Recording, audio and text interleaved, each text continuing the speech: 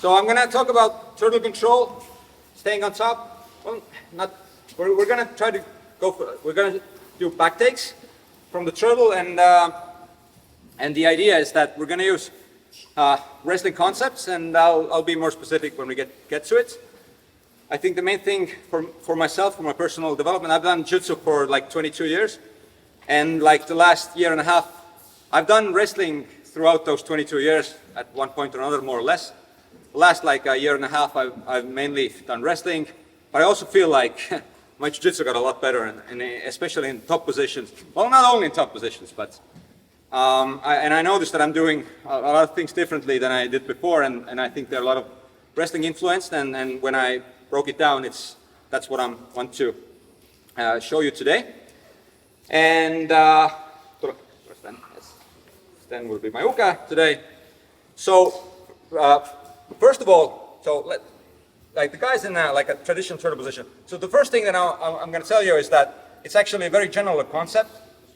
It applies to playing the guard. It applies to passing the guard. It applies to staying on top of the turtle position. Is that they're very similar in positions. Like, you know, in the bottom guard, you want to be like this, knees close. You don't want these gaps here.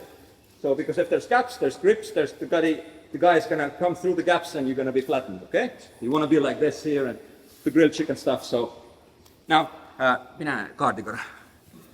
when you're passing the guard, I would want to be the same. I'm passing the guard, so my knees and elbows are close. So this is very bad. Like people who do this, in my opinion, there's gaps. Okay? There's gaps here. Now, maybe it's obvious to you when the gaps are here that, oh yeah, I'm going to get in and I'm going to pass. But if he passes the guard with gaps, so like this, oh my God, it's just free attacks all over the place. Hands, especially hands, if you're like, has these sort of gaps. So you want to be similar in position when I pass the guard. I want to be here, my hands and legs close together, no gaps. Gaps for you. Look, I'm trying to always wait. I created a gap for you, so I'm trying to pass. And when I'm in turtle, it's the same thing. I want to start, look, like this. I'm like this here. So my legs, I'm squatting here. My legs and elbows like are kind of very close. Okay, I will be searching for some grips. So there's like a little gaps, some small gaps here, but it's not like I'm here somewhere or controlling like this. This is ridiculous. When he does escapes now, pull guard, like turn into guard here, something like, I'm going to be like, oh shit, I'm in guard. When I'm in here, it's not going to be our topic of the day, like countering his escapes. It's not going to be topic of the day, but basically when I'm here, and now when he tries to do things, when he now pulls guard, same thing. I'm going to try to like stay on top of him here, staying heavy. I can control and start passing here. A lot of wrestling sort of pace that I use there to nullify him. So that's the first thing. When you're on top here, think that you're squatting between your legs here. You're kind of light on the legs, even though I'm squatting here, but I'm very mobile. I'm ready to move from one direction to another. So that's about the position. Now, the second thing we're going to talk about is, and again, this is a concept of all sorts of grappling guards and all sorts of position, is that I like to draw analogy to chess. I don't know how many of you play chess. There was candidates tournament, there was on the news yesterday, maybe you saw that. There was this young Indian prodigy who won the candidate, so he's going to fight for the world championship. But nonetheless, in chess, you fight for the center of the board at first when you start the game, okay? In jiu-jitsu, in grappling, I call the center grips. He who has the grips, he can do something, okay? Imagine me, go guard. Imagine me trying to pass the guard without any grips. I'm just, I don't have any grips here. Or if he's controlling me, he has grips, he has all the limbs are entangled somewhere. I'm not passing the guard. He can now pull me, sweep me, he can do stuff, okay? Because he has the control. So in turtle position, same thing.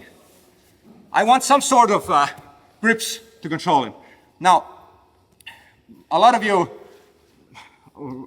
feel comfortable or know that, somewhere they get the hands inside. So that's one way. And we're gonna look at a few ways you can establish some grips, okay? And there's a special case where, well, I'll cover that first. Because the special case is that I will not take any inside grip. Inside grip meaning I go inside his arms somewhere here. One hand in, two hands in. There's a special case where I get both hands outside. And again, stand up. So it's like in the Greco-Roman wrestling, when you get this one, okay, the guy is going flying now. Okay, and I will be in control whatever I do. Both hands inside. It's just that he wasn't able to wedge his hands. If he would able to wedge his hands up, it's his game. He get it. Okay, similar here. Because he wants to keep his elbows close. Yeah, you've been doing that all the time. Yeah, keep your elbows close. Don't let the guy get in here. Okay. So one of the things that I like to do is I go over the top here, and if I can lock your elbows in there, oh, there it is. You will not get out of here. You will not wedge your hands anymore out of here. Right, Sten? Right. Yeah, it's that invisible wrestling again that I talked about yesterday. If you understand this, how powerful this grip is, if you're higher, okay, he can wedge his hands free now. So that's why, but if he keeps his elbows close, the special case is that I pull his hands in, and I try to lock them here. Oops. Now, and here we can already go for a back take. And if you understand this control, it's so powerful, he's not going to be able to do much here. So here I can roll him over and take the back. But before we go into that, there's more concepts I want to talk about when you start rolling and doing stuff. I want you to first just start actually doing something. One guy is going to be on the bottom. So first of all, just take this position here, that your elbows and knees, legs are close together. That also gives you, like, stand up. Again, the same thing that I said to you yesterday in wrestling. Hands take some sort of a grips, but then you want your hips close to do actually, to lift him, to trip him, whatever you want. You want to get your body close. So that's why your position is close. When you get grips, you're already close here. So I'm close, you come close here. You can also move around here a little bit. Lean on him and your hands a little bit, and then you can switch side. Just a little exercise of switching sides and staying in this posture, okay? You can put them on the mat. You can put hands on the mat, but keep your elbows close. Elbows are squeezing. And then take this grip here. The only thing is that you have to have it near the elbow. If you feel like you're going too high, that's not it. He's gonna wedge it free, okay? But when I'm gonna take it, I try to squeeze it down. I'm gonna lock his elbows against his body. And that's it. That's the first step, and there's a lot of stuff that I want to talk more. But you get moving and start working your stuff, and we go from there, okay? Let's go.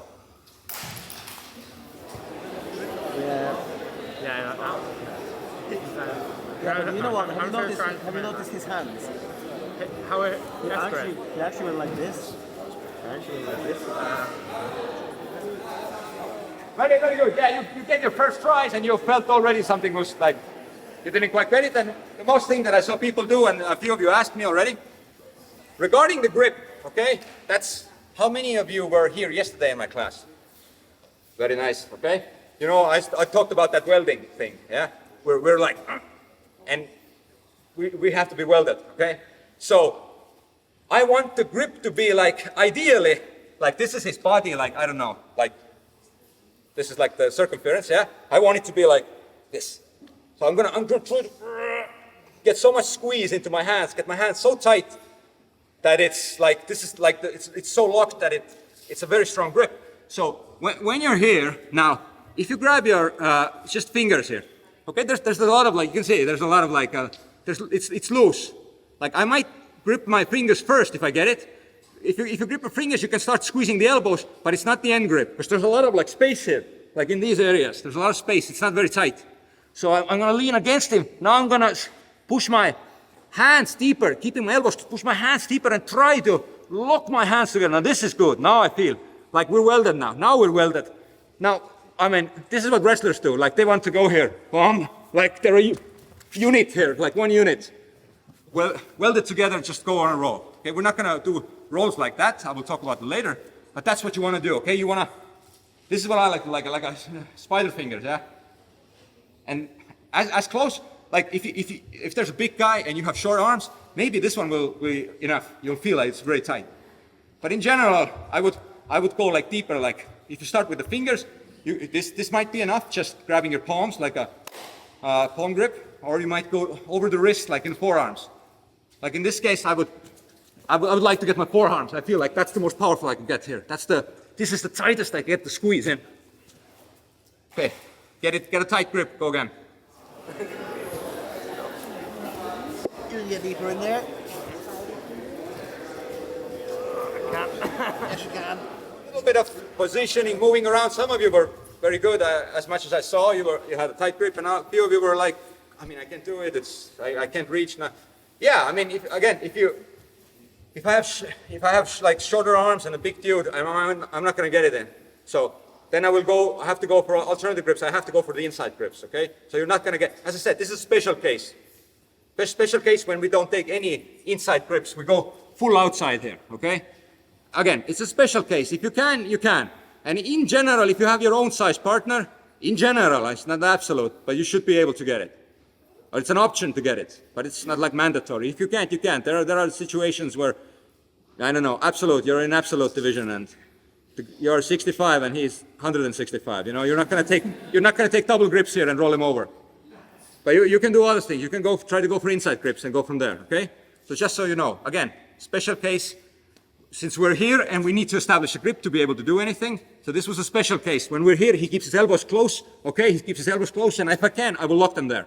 I will take this grip and I will go with it. Now, since some of you, I'll show later the finish to this, but let's talk about more on the grips. So this was a special case grip, double over there. Now we're gonna go for try to get the one hand inside. And there are a couple of ways that we're gonna try to do this. And the first one, it will coincide with the thing that we just did. So he's keeping his elbows close here, okay? If I now try to lock my hands, what will you try to do, Sten? You don't want me to lock your hands. What? Exactly, he's gonna push them away. Push him, yeah. He's gonna push them away. But then I will try to let it go and go in. You can't do both. Like, if you want to wedge my hands, you have to start, creating a wedge by lifting your elbows. Or if you keep them very close, and if I do get them close like most of you got it, it's very powerful, then you're in there. So this is one way. When you're atop here, you might be looking this. I quite often like to put one hand like trying here and the other one over the top here. Like I'm trying to get there. Sometimes I might even grab his wrist here, the other wrist, and that will actually open it up. That's an option. But I will have one hand over and I'm here. Keep it close, keep it close. And I feel, look, my one hand is already waiting here. And the other one is like, maybe I get close, no, I get over. Or I'm here, boom, and then I try to go inside. So that's one, playing the directions, one the other way, okay? So I want you to try this one. So you're here, you have one hand. I like to put one hand inside. One hand is like ready here. Or maybe if he wants to wedge this one already, I'll wedge yeah. I might even put my knee in here, creep a little wedge and get the hand in through that way. That's also possible. But when he gives me the wedging reaction, you can start thinking about going inside. So that's the concept. There might be a little variations how exactly you apply that concept. But, okay, give it some tries. So one hand is here, I might try this one. I go outside, he's wedging. You can already try this, look, lift your head a little bit so they can see. Look, quite often you can grab the wrist here. And now put your elbow back in. You're not gonna put it back in, okay? So try this wedging. So when he elevates his elbows, he doesn't want you to get the double over, you bring your hand in. And again, we work on the grips first. So let's go.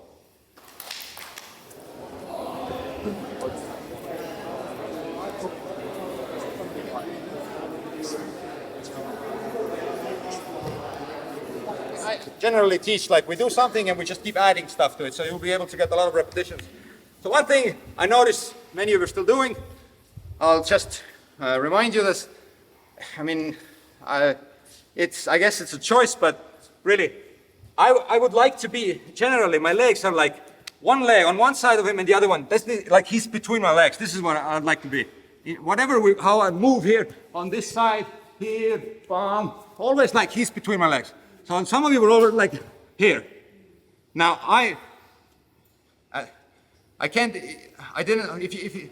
if I don't put this position myself, I wouldn't even be able to tell you what's wrong with it. It looks very wrong. But now that I'm here, now that I actually try this, he can roll now. He can roll and I won't be able to like go with him and follow him. He can pull guard easier here, pull guard. He can pull, look, my leg is not outside, so he'll always be between his legs. That's one thing. The other thing is, when he goes for like a spinning roll, like you can roll, yeah, roll. It's like,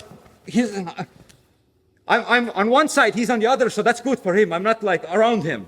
But you want to be around him so you can follow him and keep controlling him. So if I'm here, that's the thing that I showed you earlier as well. If I'm between here, and now he rolls, whatever he does, and he's between my legs all the time, That's what I want. So, some of you were like this. Not good, in my opinion. I don't like this. I wouldn't be here. I would always be like him between my legs, like this. Okay? You can be a little variations here, there, moving around a little bit. But between my legs, this is how I move, okay? All right. So now we were using this double directional thread, outside, inside, to get the hand in there. One other thing that you can do to get the grip in is, look, for him to, he's taking base with his head, yeah?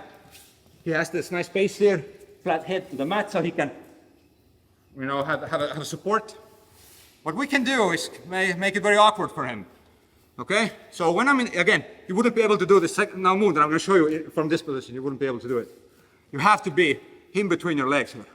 So try to be like your chest and hips very close to him. My chest, hips, everything's very close to him. What I'm going to do is I'm going to push him forward. Okay? So when you're here and somebody pushes you forward, if it's a small pressure, you'll be like, yeah, I'll correct. If it's a lot of pressure, you're going to be like, I either put my hands out or I'm gonna get my face grinded and maybe I roll over. So if I'm down here and now I'm gonna upwalk him, so he's gonna open up a little bit. And then I try to put my hands in there, try to get there. So this forward motion will try to open up. It's not like 100%, but it makes him, if it comes well enough, he will have to react a little bit. Like he has to little bit put his hands as a base. The head won't be enough. All right. So I'm here, I have to be really close. If I'm higher or something, then I'm not pushing him really well. So I have to be quite, like, come lower here. I'd like to push from his buttocks, yeah? Here, have a like, there. So that he needs to react. So, I place my body here. I'm ready to and now use my hip thrust to push him. And as I push him, I actually try to push my hands in there at the same time. So whatever's gonna happen, maybe there will be overhooks. Maybe he puts the hand out, it'll slide in there. But that's what I would try to do, okay? So you're here, you're wedging, you're trying to look for this, and then you're gonna do this motion, pushing forward from your toes with your hip. And then at the same time, you try to put your hands in there. And you get what you get. If you get double over, that's good. If he puts his hand out somewhere, then you get an inside grip. And we continue from there, okay? Give it a try. Yeah? Yeah, okay, stop, yeah. Look for it. There was a question, I'll answer it immediately, just so everybody knows. Quite often, when you do it from one side, okay, I'm on his right side, we're on the same direction, on the right side, yeah? If I'm on my right side, quite often when I start driving, I put my right foot to the ground here. Like here, foot to the ground. This does a couple of things. When I put my foot, my knee, in front of his knee, it'll be like, this knee is gonna be stopped, okay? So now when I'm here and I go forward and this knee stays here, it's gonna open up more, yeah? You understand? You can try it. So, I'm here, yeah? So I'm on my right side. So when I'm gonna push, I'm gonna try, look, the knee is gonna come a little bit like in front of him. And now this one goes to the ground and I push him. So this created the wedge. So some of you might know this move, yeah? Going from here. This could happen. Also, it's like the knee wedge, if you know this back take move. So, if you're on your one side, you can put that knee to through here, in front of his leg. And then you do the thrust, you try to get the grips, but you also already are disrupting his space with your own leg and making it more open, okay? Yes. Right, let's go now.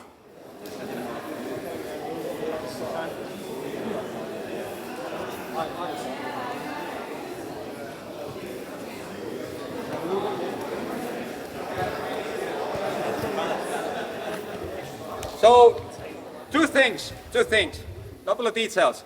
One, from the move that we just did, like pushing it forward, trying to roll him over. So basically, you're trying to kind of like lift his hands over his head, yeah? Creating this motion like he's going over top, so he would need to either open up or just, you have to go for a roll or something. That's what we're trying to do. So when you're on one side and you're here, I kind of like to think, look, one knee is wedging in here, yeah, that knee went down here. So the other one is gonna be like pushing from his ass, okay? So you can think of it this way. And you try to open up his package through this motion, okay? That's one thing you can try.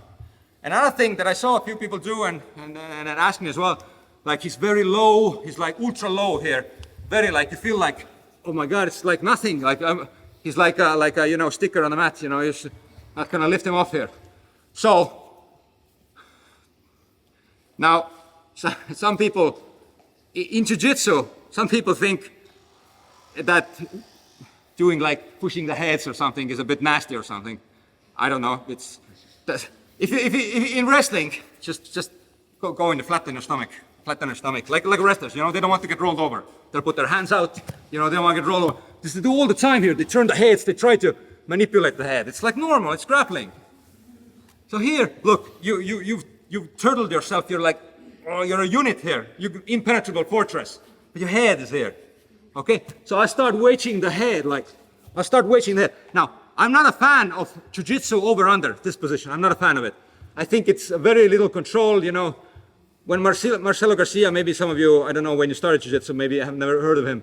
But Marcelo Garcia was big on this, like over-under and then back, take the back. I think there's been a lot of evolution in Jiu-Jitsu techniques and then especially like Breed has like the back escapes. And I think with this grip, you're not going to really get the back. He can stand up, he can prevent the hooks with the hand if he has good posture. It's not a very good grip. But I would still take this grip and rotate his head. You can rotate his head, and there's many things that can happen as a consequence from here. Now, if I have my other hand in already, I might go for the, like, make him sit here and try to go for the back take here. That's one option. But you can open him up with just this head control. You can rotate it here. And think about rotating the jawline. Okay, that's what you want to do. You want to bring your own hand, your wrist, near the jawline and just start rotating. So first you push it through, and then you want to rotate it like upwards here. You want to grab his shoulder or somewhere here. And now I can make him roll. I can make him, my hand, even if it's not a grip, this is fine. Just grabbing his body here, maybe his elbow, okay? And rotating all over here. Into your lap, and this is a very good back take position. Or at the minimum, if he like slides his back to the mat, yeah, then we're in the side control. Fine, okay. So that's what I would do. And once we go over these options to open him up, in the end, as you practice them and get better at them, you're gonna do them. You're just kind of like poking him. That's what I'm doing. I'm trying to push him a little bit here. He's gonna defend. I'm looking, grips there. I might pull him a little bit here. There we go. I got a hand in. So that's like the end goal. You have some options here. They all have a plus side and a downside. So you do something. If he defends, he has a upside of defending that, but it opens up the other thing. So we keep like poking him, searching for these grips. So that's my answer when he has the head like, or he's very low, and you can always start rotating his head. So one thing was that I just covered was that when you do here, you can think of it like putting your knee and thigh behind his buttocks here and try to push him over. And then that way, like great, that was the motion that we did earlier. And then you can also try this one with the head. You can turn and rotate the head, put your hand through, and then try to grab his shoulder here. This is very good. To finish this, I would just rotate him, like pull him into my lap, like I pull him into my lap. And then I start generally looking for hooks and back control. Okay, give this one a try and then we'll continue.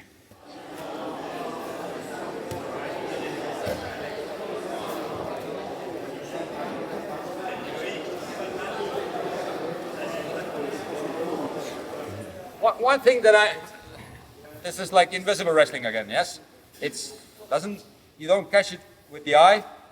You have to be like welded unit. You have to be so tight, like it's like sticking to him, you know, like tar, melted tar. It's like, it's just on you. It's not going anywhere. So when you have these grips here, like when you got the shoulder locked in, and I understand it's very awkward, it might be awkward for you at first. Maybe you've not wrestled much and you don't, it's not very, you don't understand how to be tight here. But you basically, look, my hips, I'm just invisible jiu-jitsu, invisible wrestling, but I'm squeezing my legs together here. I'm pressing my chest into him, my head is into him. I'm like here, like this here, like you know, just climbing on top of him all the time here. So you can't be like, you know, it doesn't work. Grappling is when you're attacking, you have to be like a, you know, like a snake, like a boa. You And it takes time to develop. It's not natural for you if you start wrestling and how do I make my whole body move like keeping it very tight. It's not easy. It doesn't come in overnight. You know, Rome wasn't built in a day. So something like that. So same thing here. I'm squeezing with my legs here. My chest is like I'm against him. Even if I don't have any grips and he makes some escape here. He makes some escape. I'm trying to like stick with it. Like stick into it. Stick with it. Looking. So if you feel like you're rolling and everything falls apart and he rolls, it's okay. Okay, I get it. I mean, on day one I didn't do like this as well. Okay, it's all right, but it comes over time. You wrestle, start getting this understanding of how to be tight and using your entire body together. That's just encouraging words for you. If you feel like you're going in the right direction. Okay, so now there are other more things that you can do to start establishing grip. So we're talking about establishing the grip. That's what we've done so far. Okay, we had this edge case, 2 in, and then we tried to go, you know, one way, the other way. I tried to lift him. Okay, I can rotate his head. There are more things you can do. Sometimes, if his hands are like, I can see, if they're not super deep like this, if they're super deep, actually, you might actually can slide your hand maybe better in. But if they're like a little bit, you can see them here, hands. Okay, I might even just put my knee, just push the elbow down. It also created an opening. There's an opening. I got my hands in. And again, just to remind you, in the end, you're walking around here, you're pushing, pulling, head, palm, looking, and you're trying to poke him. You're poking holes into his position until you get something. Okay? But let's continue. Let's say now we have one grip under, one inside grip here. We got one hand in there. So let's go from here. Well, if you have one hand in, you could always get the other hand in as well. But the first thing that I emphasize here is, again, I'd have even just one grip in. And if I don't have anything, again, if I don't attack him, all I do is I could just pull his like chest into me. Like this, I pull his chest into me. Whatever he does, I will follow him. So that's very important for you. It's that same boa thing, like you have to be very close to him. If you would escape here, if you try to do two main escapes, either you roll over this shoulder, yeah, if I roll, keep rolling. If I'm with him, like, it just falls into my lap, I can start looking for hooks. If you're nice and tight in there. Or if he would turn into me, try to get the guard, and I keep myself tight here. If I keep tight, I can still go for him. Take the back take. So just one hand in and keeping it tight, you're in a very good spot already to counter his escapes. But now that you have a hand inside to make yourself more active, what you would like to do here. Now there are a couple of things. If his hand is bent like this, it's bent, you know. All right, I would try to take the Dagestani handcuff, it's called, yeah, Khabib, you know. This is Khabib, it's fantastic. Take the wrist. Okay, if I get the other one, you can usually get the other one in pretty easily. Once you have the one, you could just start sliding behind the triceps here. From this, you could also grab the wrist if it's bent. Okay, but the other thing you can do is that you have a far hand. You have a far hand, like a Dagestani handcuff, and then you take the near hand on the collar. Now this is like, I don't have a word. This is like supreme control. Like he's never going anywhere without like my approval, so to speak. Like if he tries to escape here, do the roll, like turn the head away, and roll, just roll. You know, you want to pull guard, you want to spin. Like it's just, you're not going anywhere, you're here. I'm going to take your back here. This is so powerful control here, and you pull this collar grip in. If you have a gi, like it's almost cheating. Like if you have a gi here, you would just grab the collar here. It's like you could be here all summer, yeah? He's not going anywhere. So if his hand is bent, take the Dagestani handcuff. If you have it on let's say this hand is straight somewhere, you're not giving it to me, and I get the near hand like a Dagestani handcuff, I would let's switch the side most likely. Okay, it's the same thing. I just switched the side. I didn't get the far hand. I got the near hand. So I just switched sides like, hop. All right, there we go. Now let's take this control. What you do here is you just control the wrist. You control the wrist area. If he tries to straighten his arm, lift it up, lift your body up so you can see. When he starts to straighten his hand, I would try to like follow him, even like I would try to follow with the fingers, because he can't get his hand inside again. But what do we want to do with this? How do you release it? Yeah? Look, he wants to bring the other one to help. But as long as my fingers are here, he's not getting hand inside really, even if he managed to straighten it. Like this. You know, so that's what you want. But if you have, here when you control the wrist, it is actually pretty hard for even to straighten the hand. It's not easy. I could also bring my other hand to help here. This is also a perfectly valid control. Instead of keeping this grip here, you could take like a wrist grip here. Okay? Okay, but take these grips, and we're gonna do a back take from here. There are two options mainly. Okay, one is that I'm gonna roll him into me. So what I'm gonna do is I'm gonna sit down and pull him into my lap again, like he's in my lap, in between my legs, and here I'm gonna start climbing the hooks. Let's do that one first. I'll show it to you one more time. So you manage to get one hand inside. If his hand is bent, take the Dagestani handcuff. Right? The other hand, get it inside. You will get it pretty easily. Just start sliding your fingers in there behind his hand. And you can take the shoulder grip from here. Right? And then you can pull him. Then you pull him into you. You roll him into your lap. Always think about him ending up in between, in your lap when you do this thing. When you're here, okay? In my lap, I'm rolling. He's in between my legs. And because you're controlling this hand here, try to stop me from getting the hook. How do you stop me from getting the hook? It's very difficult for you to stop me from getting the hook. And then I get over top and I start attacking the back here.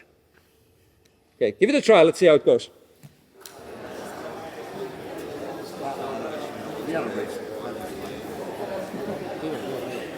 Catch this. Something. That's fine. You will get to practice this more. I will give you just one more option how to finish this and the detail there, okay? This is the first detail about back take, go inner side, which is a very general back take detail. It doesn't matter, does it happen from, like wherever we end up in this position, like he's in my lap, whether it was from, I don't know, side control, or whether it is from, or whether it is from here, okay? So when he's in your lap, yeah, when you make this roll, when you pull him, or yeah, when you pull him and he's in your lap here, and if you find it difficult, like keep your knees close, and you find it difficult to like get your hooks in there, yeah? How many of you were finding it difficult? So the thing here is that you have to understand that you gotta have some, he needs to be lower relative to you, okay? So what I want to do is I'm keeping him, pulling him down, and I'm like shrimping him myself a little bit higher. But now look at my feet here. Now the angle is different. I can come over top. I can even like sometimes push with my heel, with my toes. I can come over the top. But if it's too like high on top of me like this is, and I try to get that, you're not going to get it, okay? Now, advanced version, sometimes when you're here and okay, I can even let my hook go and just pull him down into me. Look, I get the hook over because our relative position is different. I pulled him down and I went myself a little bit higher. So if you find yourself, like this is like a basic back take from side control, from this position, yeah? I go here, and a lot of people sometimes find it difficult to get the hooks in. They're like, I can't get the hooks in. No, him lower, you higher. Try to defend the hooks now, defend it, as best as you can. There we go, you're not gonna stop it. But for your leg to be able to move that way, you need that distance. So if we're here, I make the distance by shrimping. Now my foot is coming from here, look. Versus. Okay? And the other option that I wanted to show you, the same thing, Dagestani handcuff, this control. And if you don't, maybe he creates a base here or something with the hand or something like that. And you're not going to pull him over here, yeah? Can happen, can happen. You can do two things here. One, I would still wedge the knee in there. Oh, I would wedge the knee in there. And now it look what, maybe I pull his leg out. So this is like the thing that I showed you at some point, I don't remember when, but a little bit while ago. That it's a common back take technique from the turtle, where you push his near knee downwards, and then with the other leg you pull the heel or the ankle, and you pull him on top of it. That's one way to finish this when he's like creating base here, so you're not going to pull him over. Another thing is, if he's like a little bit elevated here, he's like pulling up, you can just climb over there and put the far hook in and go through there. That's also an option. So, play around with it a little bit more. Far side, Dagestani handcuff. Near side, the collar grip here. This one. You can roll him over here, pull him into you. If you feel that it's like, I pull him, he's not going, I could maybe even put hook directly in here, because for him to defend this, he needs to open up base here, he needs to base, because now I'm not pulling him, I'm not rolling him easily. But I could maybe put the hook directly in, or I could climb over to the other side, put the hook there in, and go from there. And also remember, when he's in your lap here, look, he's in my lap, we did a roll, he's in my lap, and I feel like, can't get the hooks. I need to get him lower, myself higher. I can even let my legs go for a moment, look, and just come back here, just strip my hips higher, and then start getting my hooks in. Give it a try. My goal is to push forward and cover this, so you want to adjust. You can let go of this and put it a little bit lower. I put it on the mat, and build, and then you get the space, you get the hook. And we just won't have time to practice it really, but one of the biggest concepts, like especially when I thought about this class, is that, you know, in wrestling they want to roll the other guy over, they get 2 points. And if you think in jiu-jitsu, it's just dumb. Why would I just roll the guy over? We end up in the same position. You know, it's nothing. It's absolutely nothing. Okay, true, I agree. But if you think a little bit about, you know, in jiu-jitsu, we do want to roll him over. We just want to make a half turn. We don't want to make a full turn. We make half turn and then try to get the hooks in. And that's, a lot of people do that, okay? Even Marcelo, like here, they did it. They want to like roll him halfway over from here and then try to get the hooks, you know? They don't want to roll full, end up in the same position. That's ridiculous, okay? So, in that sense, when we're in top control here, so controlling wrists, Dagestani handcuffs, necks here. Now, when you get a control here, or sometimes even just with a body lock, maybe a body lock with a wrist grip here, okay? I would still try to roll him over, but, you know, the half turn, make a half turn. The same thing that we've done, bringing him in your lap. And of course, in wrestling, you use it a bit differently. You come very low on the body here, you lock it, and then you throw your entire body weight into that rotation, because you want to make a full rotation. But in jiu-jitsu, you have these grips, okay? And I start pulling him and turning him, like I pull and turn him.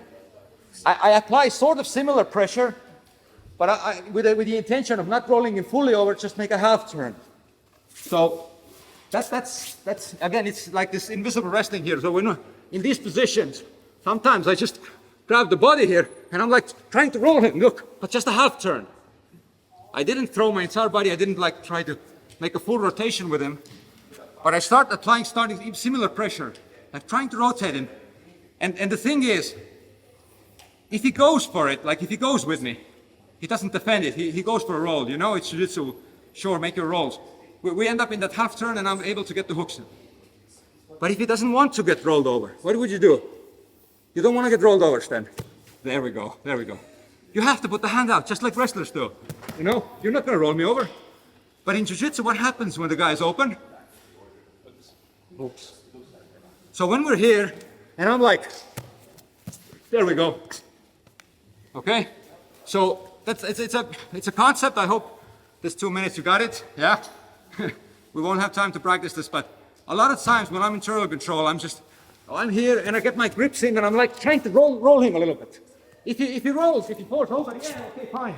We're in this half turtle, he's in my lap, I try to get the hooks in. But the moment he's trying to make it more like wrestling-like, maybe even lift his hips, like trying to, when we're here, and it's yes, like this. So then you can start getting the hooks in. Because, look at this. We started, come back. This is where we started, yeah? No hooks. And this is where we ended here. This is where we ended here, with the hooks. Yeah, and that ends my class. Thank you. Take that home.